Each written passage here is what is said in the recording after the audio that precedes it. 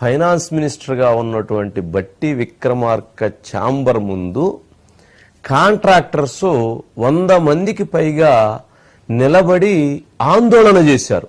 ఎంట్లాంటి ఆందోళన అంటే, మాకు ఆ విజువల్స్ అయిగోండి చూడండి, మాకు బిల్లుల చెల్లింపుల కోసం 20% కమిషన్ డిమాండ్ చేస్తున్నారు. పేషీలో లేక బట్టి విక్రమార్క మనుషులుగా చెప్పబడుతున్నటువంటి వారు 20% కమిషన్ కడితేనే మేము బిల్లులు ఇస్తామని చెప్పని మమ్మల్ని ఇబ్బంది పెడుతున్నారు అని చెప్పి వాళ్ళు ఆందోళన చేయటం అనేటువంటిది తెలంగాణ రాష్ట్రంలో లేదా ఉమ్మడి ఆంధ్రప్రదేశ్ రాష్ట్రంలో లేదా ఇప్పుడు తెలంగాణ రాష్ట్రంలో ఇట్లాంటి సంఘటన జరగటం అనేటువంటిది ఇంతవరకు ఎప్పుడు ఎక్కడా చూడలేదు.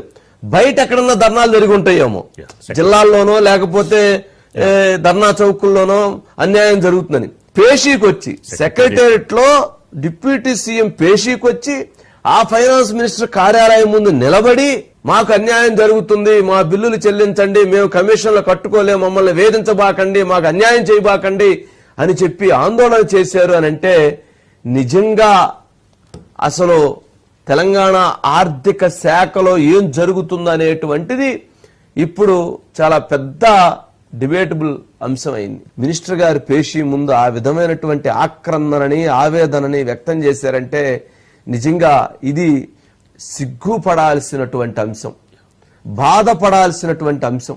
నిజంగా వాళ్ళందరూ వచ్చినటువంటి వాళ్ళు వాళ్ళతోటి మన పర్సన్ ఇంటరాక్ట్ అయినప్పుడు, ఏమండి మేము మీడియాకు బయట లేవలేము కానీ మా బాధలు చెప్తామండి, మేము 50 లక్షల రూపాయలు వర్క్ చేశానండి, నా ఇంట్లో నా భార్యకి ఉన్నటువంటి బంగారాన్ని తాకట్టు పెట్టి 3 రూపాయల వడ్డీకి తీసుకొచ్చి వర్క్ చేసామండి, ఇప్పుడు సంవత్సరం 4 నెలలు అయిపోయింది, ఈ సంవత్సరం 4 నెలలుగా నేను వడ్డీలు కట్టలేకపోతున్నాను, వాళ్ళు ఏమన్నా యాక్షన్ వేస్తాము అవన్నీ తీసేసుకుంటా ఉంటున్నారు, నా పరిస్థితి చూస్తేనేమన్నా బిల్లు వెళ్తే 20% కమిషన్ అడుగుతున్నారండి, వాళ్ళు మళ్ళీ ఖర్చులకు ఇంకో 2 లక్షలు అడుగుతున్నారండి, అంటే 10 లక్షల రూపాయలు సుమారుగా నేను లంచం ఇస్తే ఆ లంచం ఇవ్వటానికి 10 లక్షలు కూడా నా దగ్గర డబ్బులు లేవండి, మరి ఆ 10 లక్షలు ఇస్తే నాకు ఆ బిల్స్ రిలీజ్ చేయిస్తామంటున్నారు, మరి ఆ బిల్స్ రిలీజ్ చేయించుకోవాలంటే 10 లక్షలు కట్టాలంటే ఎక్కడ తెచ్చి కట్టమంటారు, ఉన్నాయి ఏమన్నా బంగారం ఇంట్లో ఉన్నటువంటి ఆస్తులు తాకట్టు పెట్టి ఆ రోడ్లు ఏదో వేసాము, ఏదో 10 రూపాయలు మిగులుతాయి 2 రూపాయలు మిగులుతాయి అనేటువంటి